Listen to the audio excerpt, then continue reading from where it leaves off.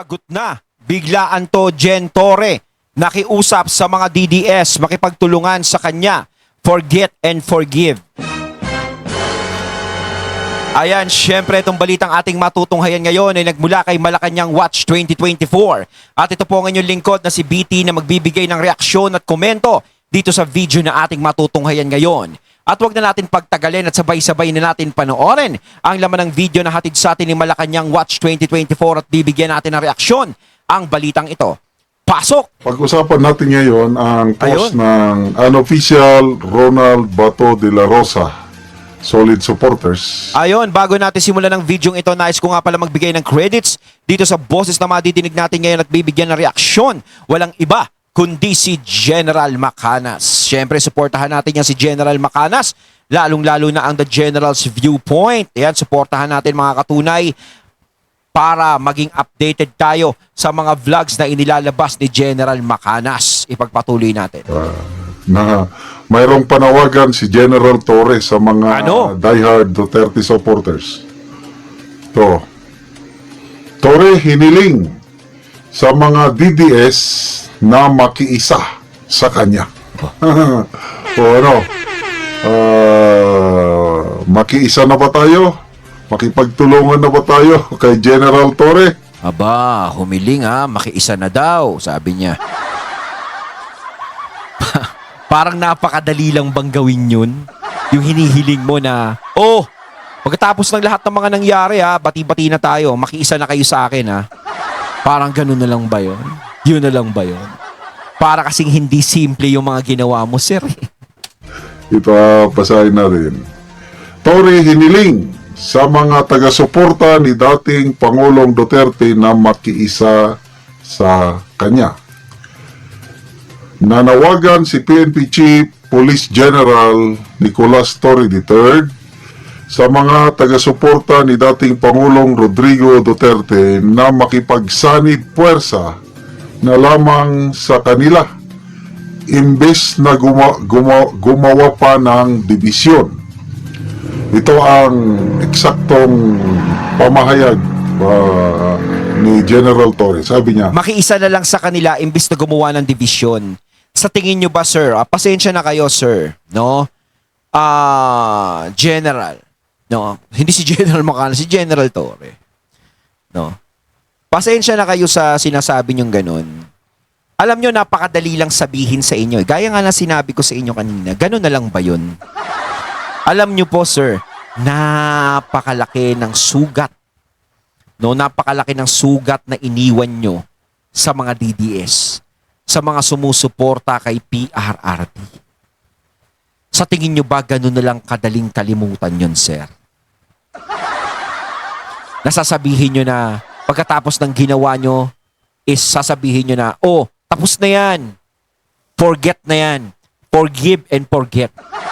Okay na yan. Tapos na. Magkaisa na tayo. Sir, hindi po ganun kabilis yun. Nakalabitin nyo lang yung mga tao na sumusuporta kay PRRD is ganun na agad. Sa ginawa nyo. No? Okay sana kung hindi kayo na-involved sa mga ganun. Kaso nga lang, di ba? Yung sinasabi nyo, napakalabo pong mangyari yan. Malabo pa sa tubig baha. Di ba? ang sa aking panawagan na lang, Pilipino tayo pari-pareho. Gusto natin mag-improve ang ating bansa. Magsama-sama na lang tayo. At kalimutan nyo na muna yung mga differences na iyan. Alam mo naman pala na Pilipino tayong lahat. Bakit ibinigay nyo sa ICC yung kapwa nyo rin Pilipino? Di ba pwede kayong questioning ganun? Bakit nagsasalita kayo na Pilipino naman tayong lahat samantalang si PRRD ay Pilipino? Ipinamigay nyo sa mga banyaga. 'Di ba? Okay lang sana kung ang ginawa nyo, inaresto nyo si PRRD pero dito siya lilitisin sa Pilipinas. Kung talagang may mga nagrereklamo sa kanya sa war on drugs. At si PRRD din naman ang nagsabi na handa niyang harapin yan basta dito sa Pilipinas. 'Di ba? Dapat ganun. kung gusto nyo talaga siyang anuhin, papanagutin sa ginagawa niya na ibinibintang sa kanya. Kaso hindi ganun eh. Alam nyo palang Pilipino tayong lahat, bakit ang isang Pilipino pinamigay nyo sa dayuhan? Diba? Maaaring barahin kayo ng ganun. Wika ni Tore. Galing, ano? Kalimutan na lang daw. Ayon pa kay Tore, ay wala nang magagawa ang mga DDS para mapauwi ang dating Pangulo. So, sabi niya, all those cases, Wala na daw magagawa ang mga DDS para mapauwi ang dating Pangulo. Sige. all those issues Tuloy natin that yan. they are saying, that they are harping about, bring PRRD home, nasa Hague na eh. Ang International Court na ang mag-try eh. Wika ni Tore. Alam nyo, sa sinasabi mong yan, wala nang magagawa. Nasa dahig na eh. Wala na kayong magagawa kahit Alam nyo, sa panahon talaga ngayon, alam mo sir, sa panahon ngayon, talagang walang magagawa muna. Pero syempre, alam naman natin sila VP Sara, mga attorney ni PRRD, yung mga nandoon sa dahig, gumagawa ng paraan para si PRRD ay makalaya. Mailabas. Pero kung talagang sa panahon na to, di ba, siguro yung sinasabi mong wala na, nandoon, parang sinasabi mong wala ng pag-asa, sa ngayon lang. Sa ngayon siguro. Kasi alam naman natin kung ano di ba, administrasyon ngayon Sa tingin nyo ba pag nagpalit ng administrasyon, halimbawa si VP Sara yung manalong presidente sa susunod? Sa tingin nyo ba? Wala Nandun na yan, tapos na. Ganun na lang ba yun? Malabo yun. 'Di ba? Siyempre, maaaring gagawa ng paraan yun para si PRRD ay makabalik. Kaya napakalabo yung sinasabi mo din yan. No, na hindi na makakabalik yan. Tandudo na Diba? Hindi, ang labo naman kasi na sinasabi mo, sir. Yung mga sinasabi mo, present. Hindi mo iniisip yung future. Isipin mo yung future para hindi ka makapagsalita ng ganyan, sir. Diba? Tama ba ako, General Macanas? Diba? Tama sinasabi ko. Nag-iisip si Tore kasi, puro future. Ay, puro present. Hindi niya iniisip yung future na mangyayari. Ano ang masasabi niyo mga kaibigan? Makiisa na lang ang mga DDS kay Tore. Kayo ba, pabor kayo doon, mga katunay? Wala nang division. Total, pare-pares naman tayong mga Pilipino Wala na tayong magagawa Hindi na natin kayang pauwiin si Tatay Digong natin. Surrender na lang tayo. Ganun ba yun? Okay. Bago ako magbigay sa aking opinion, Teka, bakit? Bakit ano? Bakit humihingi ka ng ganyan sa mga DDS supporters? Bakit hinihingi mo yung simpatsya nila? 'Di ba? Hindi na, wag mo nang hingiin. 'Di ba? Hindi na kailangan 'yun. sa tayo sa mga comments. Ay, nako. Okay, comments. Bakit tagal lumabas? Nawala. Sandali Nawala ang mga comments. Madaling magsabi na yes, totoo nga. Madaling magsabi Pilipino talaga. tayong lahat. Walang makakaalis sa atin yung ating pagka-Pilipino. Yes. Kailan, yung kalimutan na lang ang nangyari, wala na daw tayong magagawa. Ganun lang. Hindi na natin mapauwi Ang dali lang kasi si Tatay sabihin. Digong natin. Agree ba kayo doon? Ay, ako hindi. To me, Marami may pang paraan. magagawa pa tayo. Yes. May magagawa my- pa. Alam nyo yung sa sinasabing may magagawa pa, napakalaki. No, napakalaki ng pag-asa ni Tatay Digong na makabalik siya rito sa Pilipinas at makalaya dyan sa ICC. Dyan sa Dahig. Alam nyo kasi, yung mga ebidensya sa kanya sablay naman wala naman 'Di ba? Kumbaga hinahawakan na lang siya ng ICC para sa popularidad ng ICC. Ibig kong sabihin popularidad ng ICC kasi nga 'di ba alam natin nakaisa-isang kaso na lang na hinahawakan nila yan si PRRD. Wala na silang ibang hinahawakan. At kapag wala na silang hinahawakan, maaari na silang mawala. Maaari ng hindi mag-operate yung ICC na yan, tatanggalin na yan. Kaya sinasabi mo siguro na malabo nang makauwi yan dahil dun siguro. Kumbaga, pero kung tutuusin, kung sa usapang kaso lang ni PRRD, napakalaki ng pag-asa, lalong-lalo na yung mga attorney ni mga abogado ni PRRD doon, alam nating magagaling. No? Parang sinabi mo naman na wala kakwenta-kwenta yung mga abogado ron. 'Di ba? Kaya nga mahilig ka mag-isip ng present, hindi ka marunong mag-isip ng future. Yun ang mali mo. May opinion, may magagawa. Talagang may magagawa. Mag-ingay, Oo. Kasi yung ginagawa na yan, yung mag-ingay, no? Kumbaga, ginigising kayo eh. Laging may nagpapaalala sa inyo. Kasi kung may mga tatahimik na tao, walang magpapaalala sa inyo ng pagkakamaling nagagawa ninyo. Di ba ganun yan eh? Halimbawa, may anak ka. Hindi mo ba siya pagsasabihan kung siya ay nagkakamali? Kung araw-araw siya nagkakamali, siyempre pagsasabihan mo siya para maitama siya. Di ba? Ganon din yung ginagawa siguro sa inyo.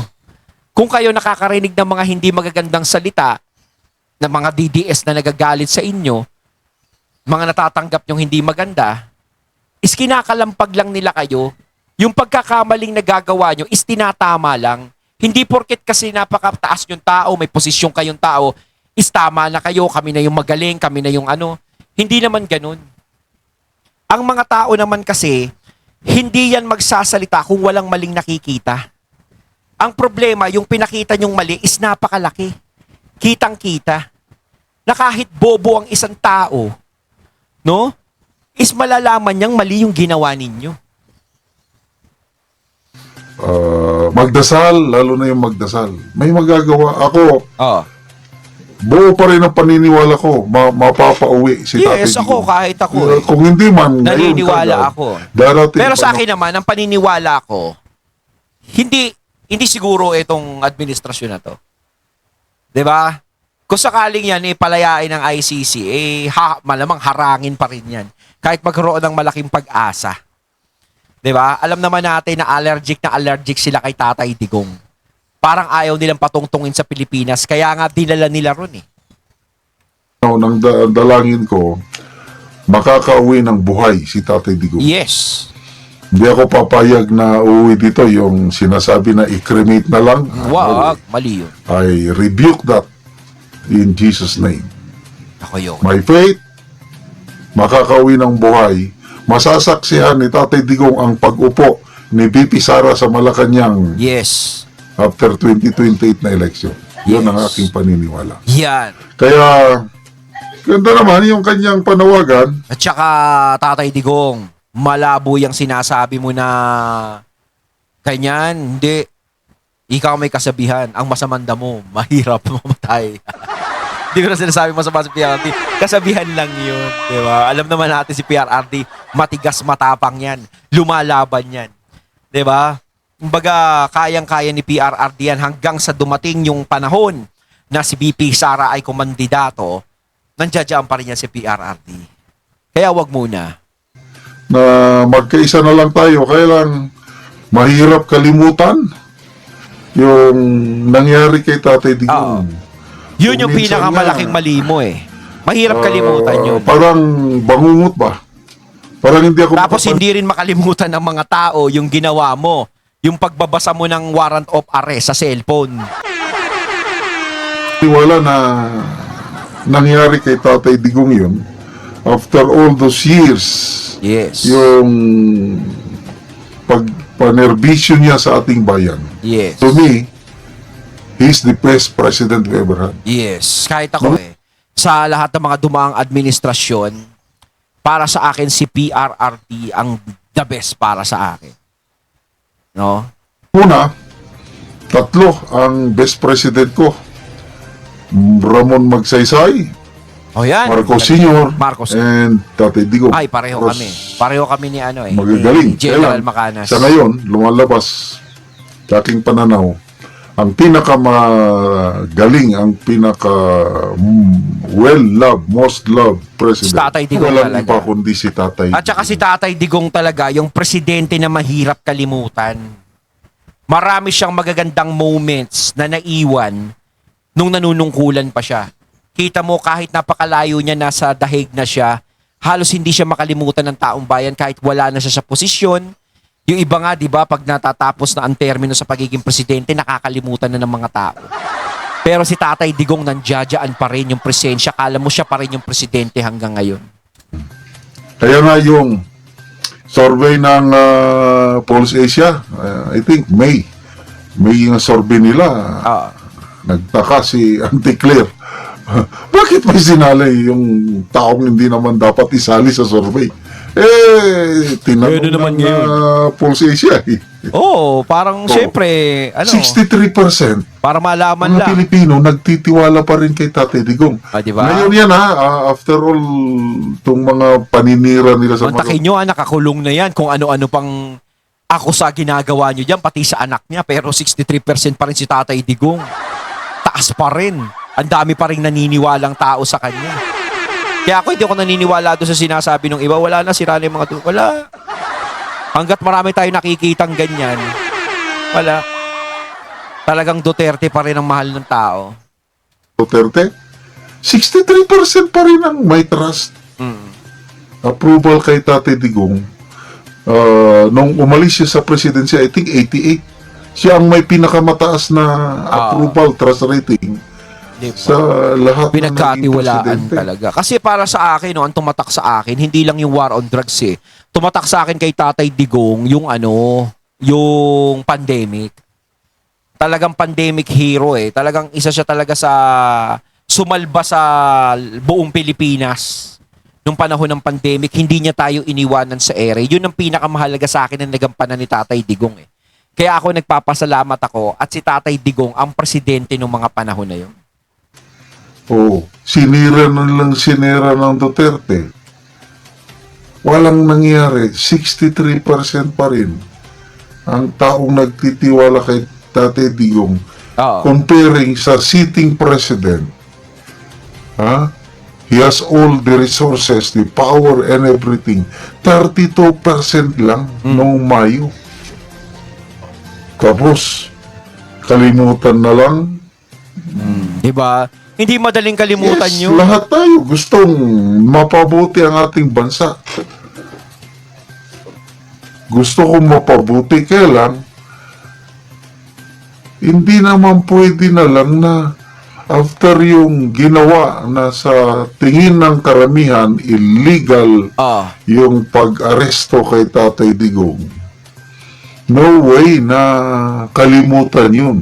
Tama. Kasi kung gusto niya, yung mga DDS makuha niya yung atensyon, makiisa sa gusto niyang mangyari, is tumulong siya sa pagpapalaya kay Tatay Digong. Baka sakaling mabaliktad pa yung sitwasyon. Huwag ka magmakaawa ng ganyan, sir. Hindi bagay, di ba? Yung makipagtulungan, pwede. Makipagtulungan, kailang kalimutan. No way. Oo. Hintayin nyo. Hindi nila makakalimutan 2028, yan. malapit na. Anong sabi ni Senator Marcoleta? Malaking sugat. Lintik lang ang walang gante. Yun lang. Humanda na kayo. Sa aming Sabi ni pagkakataon. Senator Marcoleta, hindi nyo matatanggal si BP Sara sa kanyang pwesto. Ayun lang. Correct. At walang makakatalo kay BP Sara sa 2020. Oh, lakas nun eh. Kaya yung may ginawang hindi maganda kay Tatay Digong, pumanda kayo sa raceback sa agila ng Ayun, at ating natunghayan ng video na nagmula kay Malacanang Watch 2024 at syempre natunghayan natin ang boses na yun na binigyan natin ng reaksyon na nagmula kay General Macanas. Kayo mga katunay, sang-ayon ba kayo doon na makiisa sa gusto ni Torre, ni General Torre? Comment lang po kayo sa comment box. So once again, I'm BT and I'm out. Peace.